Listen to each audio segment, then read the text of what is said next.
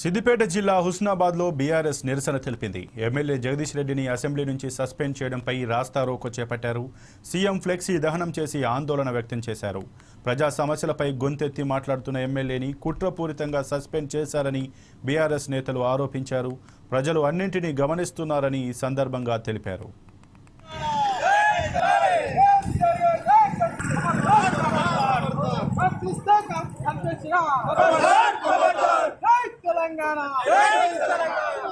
తెలంగాణ ఖబర్దార్ రేవంత్ రెడ్డి ఖబర్దార్ రేవంత్ జై తెలంగాణ జై తెలంగాణ జై తెలంగాణ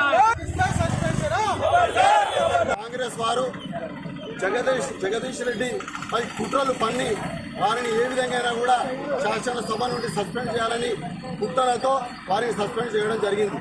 మరి అది మంచి పద్ధతి కాదు. మరి అలా రేవంత్ రెడ్డి గారు ఇలా మాట్లాడితే ప్రతి రోజు కేసీఆర్ని తిట్టడం జరుగుతుంది. మరి ఆనాడు కేసీఆర్ గారు మరి పదవిలోకి వచ్చినప్పుడు మన బడ్జెట్ మన తెలంగాణ బడ్జెట్ కేవలం 30,000 కోట్లు మాత్రమే ఉండే. మరి ఆనాడు ఆ 30,000 కోట్ల బడ్జెట్ను మరి వాళ్ళు రోజుకు దాదాపు 9 సంవత్సరాల లోపల 2 లక్షల కోట్ల బడ్జెట్ పెంచడం జరిగింది. మరి ఏనాడు కూడా కేసీఆర్ గారు కిరణ్ కుమార్ రెడ్డి గారిని లేకుంటే కాంగ్రెస్ వారిని ఏనాడు కూడా వాళ్ళ జోలు కూడా తీయలేదు, వాళ్ళ ప్రస్థానం కూడా తీయలేదు.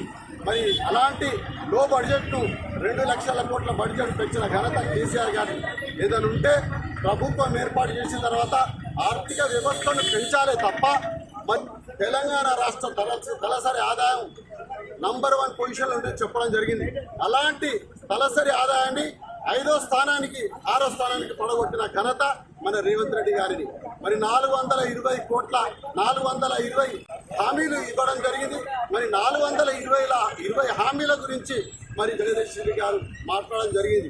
ప్రజా సమస్యలపై గొంతెత్తి మాట్లాడుతున్న ఈ బీఆర్ఎస్ పార్టీ ఎమ్మెల్యే శాసనసభ్యులు జగదీష్ రెడ్డి గారిని ప్రభుత్వం కుట్రతో ఒక గొంతులకే ప్రయత్నంగా అక్రమంగా బహిష్కరించడం జరిగింది.